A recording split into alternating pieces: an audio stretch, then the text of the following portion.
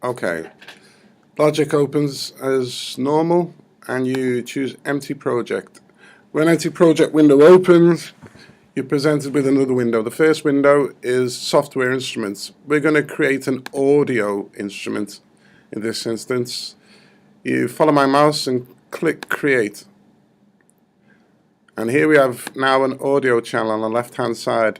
If you continue to follow the mouse, you'll see it's gone to loops. And in loops, I'm going to choose beats because it's the beats feature that we're going to manipulate.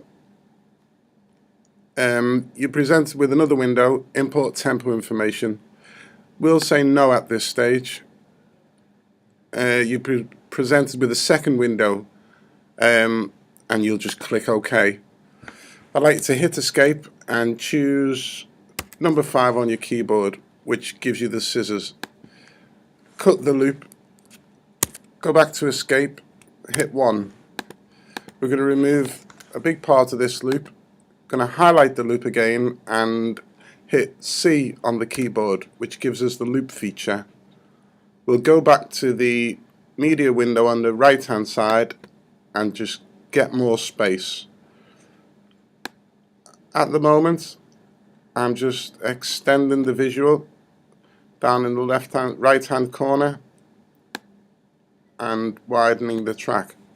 I'm going to go back to escape and hit 5 again, which gives me the scissors. Now this is an important aspect of creating a sample pack in the X24.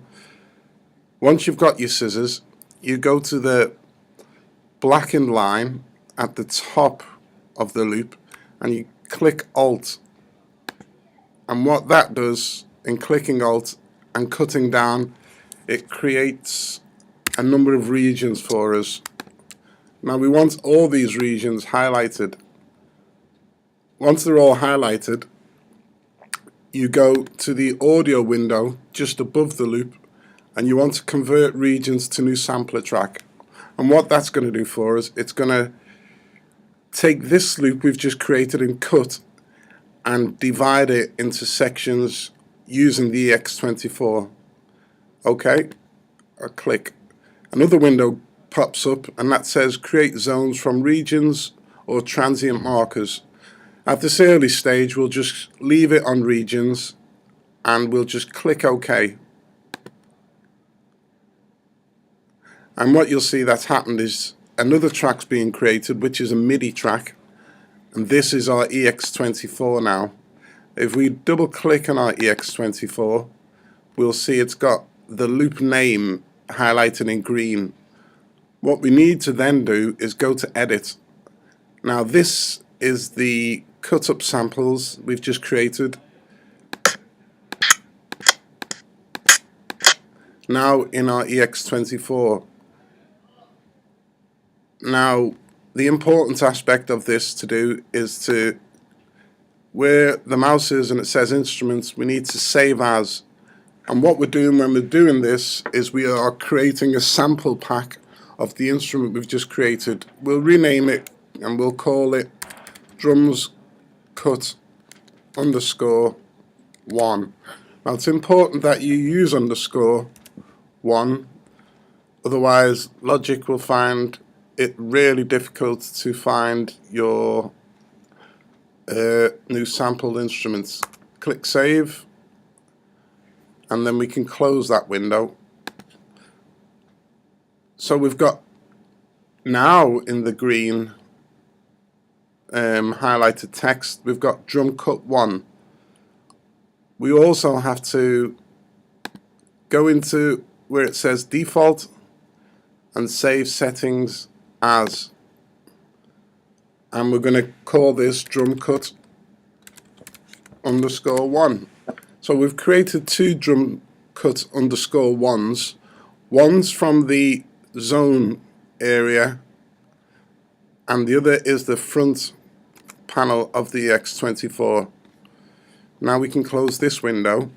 If you want to just click tab, you'll be able to play the samples via the keyboard.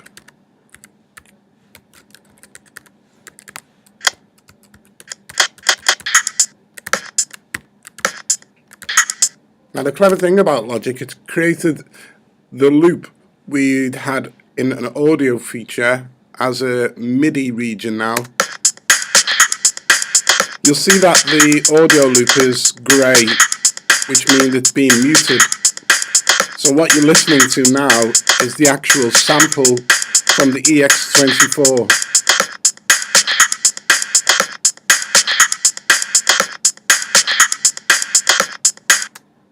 So you could manipulate the EX24 quite easily by going into the piano roll and altering how the loop plays.